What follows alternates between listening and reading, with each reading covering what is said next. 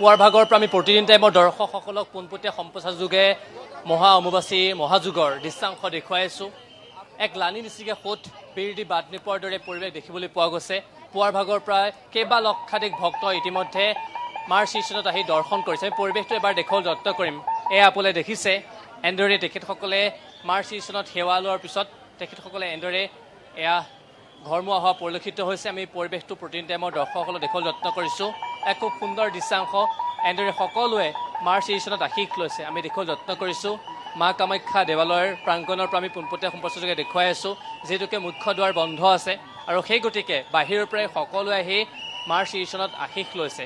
আৰু লোকবিশ্বাস আছে, যি মনৰ আশা লৈ এই ঠাইত আহি মাক আৰাধনা কৰে সেই আশাই পূৰ্ণ হয়। আৰু সেই লোকবিশ্বাসক সৰুগত কৰি এনেদৰে ৰাজ্যখনৰ লগতে দেশ বিদেশ বিভিন্ন প্ৰান্তৰ পৰা অগণন ভক্ত তাৰ সমান্তৰালকৈ সাধু সন্যাসী আহি ভিৰ কৰিছে। আপুনি দেখিছে এজন বাবাই ডম্বৰু লৈ তেখেতসকলে এই আধ্যাত্মিকতাত নিমগ্ন হোৱা পৰিলক্ষিত হৈছে। এক খুব সুন্দৰ দৃশ্যাংশ এই মুহূৰ্তত ভাঙি আহিছে।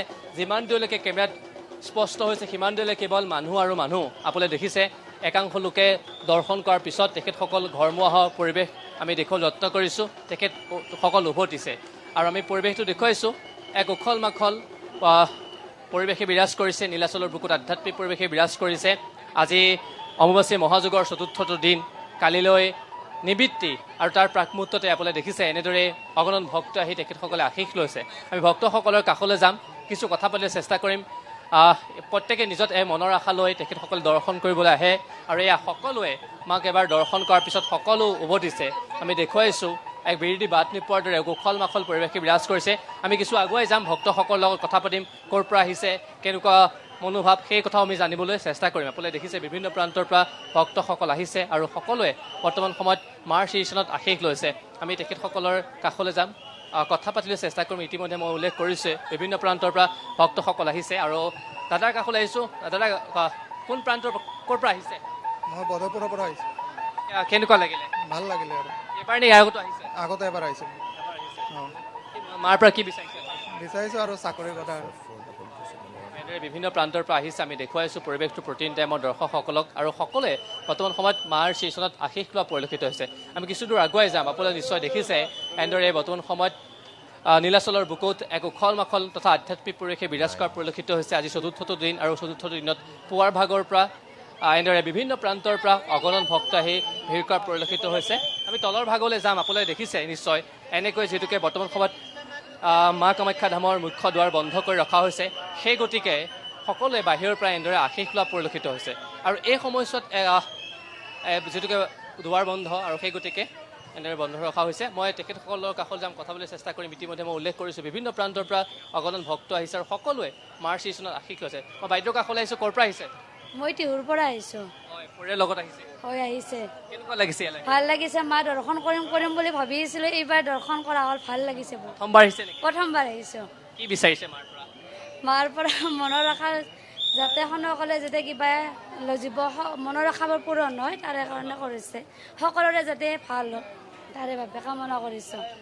গতিকে এনেদৰে মনৰ আশা লৈ তেখেতসকল আহিছে আৰু আগুৱাই যাম। আপোনালোকে দেখিছে নিশ্চয় এনেদৰে বৰ্তমান সময়ত পুৱাৰ ভাগৰ পৰা এক লানি নিচিগা সোঁত পুৱা 5 বজাৰ পৰা দুৱাৰ খুলি দিয়া হৈছে ভক্তসকলক আৰু নিশা 6 বজাত এই দুৱাৰ বন্ধ কৰি দিয়া হয়। আৰু আপোনালোকে দেখিছে এনেদৰে পুৱাৰ ভাগৰ পৰাই অগণন ভক্ত আহিছে আৰু সকলোৱে মাৰ ষ্টেচনত আশীষ লোৱা পৰিলক্ষিত হৈছে। মই ইতিমধ্যে উল্লেখ কৰিছোঁৱেই আজি অম্বুবাচী মহাযুগৰ চতুৰ্থটো দিন আৰু এই চতুৰ্থটো দিনতো এনেদৰে বিশ্বৰ বিভিন্ন প্ৰান্তৰ ভক্তসকল আহিছে। ভক্তসকলৰ সমান্তৰালকৈ সাধু সন্যাসীসকল তেখেতসকলো আহি মাৰ ষ্টেচনত আশীষ লোৱা পৰিলক্ষিত হৈছে। এনেদৰে বৰ্তমান সময়ত আপোনালোকে দেখিছোঁ পৰিৱেশটো। এগৰাকী ভক্ত আছে, মই তেওঁৰ কাষলৈ যাবলৈ চেষ্টা কৰিম। ক'ৰ পৰা আহিছে? মই যোৰহাটৰ পৰা আহিছোঁ। কেনেকুৱা লাগিছে বাইদেউ? বহুত ভাল লাগিছে, বহুত ভাল লাগিছে। দৰ্শন কৰিলে? কৰিলোঁ। হয়, ঠিক আছে, ধন্যবাদ। আৰু আছে, মই তেখেতসকলৈ যাম। বাইদেউ ক'ৰ পৰা আহিছে? क्या हम छपरा से आए हैं। कैसा लग रहा है? बहुत अच्छा लग रहा है। पहली बार आए हो? पहली बार आए। माँ से क्या मांगा?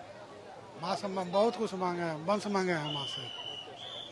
এনেদৰে বিশ্বৰ বিভিন্ন প্ৰান্তৰ পৰা আহিছে আৰু সকলোৱে মাৰ ষ্টেচনত আশীষ লোৱা পৰিলক্ষিত হৈছে। আমি দেখুৱাইছোঁ সকলোৱে যিটো মুখ্য মন্দিৰ ভাগ আছে, মন্দিৰ ভাগ তেখেতসকলে দৰ্শন কৰিছে। মই ইতিমধ্যে উল্লেখ কৰিলোঁ যিহেতুকে মুখ্য দুৱাৰ এই অম্বুবাচীৰ সময়ত বন্ধ কৰি দিয়া হয় 4 দিনৰ কাৰণে আৰু কালিলৈ নিবৃত্তি আছে আৰু নিবৃত্তিৰ প্ৰাকমুহূৰ্তত যিহেতুকে এনেদৰে বিভিন্ন প্ৰান্তৰ পৰা অহা অগণন ভক্তসকল আছে আৰু সকলোৱে নিজৰ যি মনৰ আশা লৈ তেখেতসকলে মাৰ শ্ৰীচৰণত আশীষ লোৱা পৰিলক্ষিত হৈছে আৰু পুৱাৰ ভাগৰ পৰাই আমি পোনপটীয়া সম্প্ৰচাৰযোগে প্ৰটিন টাইমৰ দৰ্শকসকলক অম্বুবাচী মহাযুগৰ এই দৃশ্যাংশসমূহ দেখুৱাবলৈ যত্ন কৰিছোঁ আৰু এইবাৰ বিশেষ গুৰুত্ব দিয়া হৈছে কাৰণ আন বাৰতকৈ যাতে এইবাৰ উচ্চ স্বৰত তেনেকুৱা ধৰণৰ শব্দ নহওক তাৰ ওপৰত গুৰুত্ব দিয়া হৈছে সুৰক্ষাৰ ক্ষেত্ৰত বিশেষ গুৰুত্ব দিয়া হৈছে তাৰোপৰি ইয়াৰ চৌদিশে CCTV ব্যৱস্থা কৰা হৈছে যাতে অপ্ৰীতিকৰ কোনো ধৰণৰ পৰিৱেশে বিৰাজ নকৰে এনেকুৱা কেতবোৰ নীতি নিয়ম বান্ধি দিয়া হৈছে তাৰোপৰি জিলা প্ৰশাসন অসম চৰকাৰকে আদি কৰি সকলোৱে বিশেষ গুৰুত্ব দিছে আৰু যিসকল সন্যাসী আছে বা নাগা বাবাসকল আছে তেখেতসকলক থকাৰ ব্যৱস্থা কৰিছে আৰু বিশ্বৰ বিভিন্ন প্ৰান্তৰ পৰা ভক্তসকল আহে সেই ভক্তসকলকো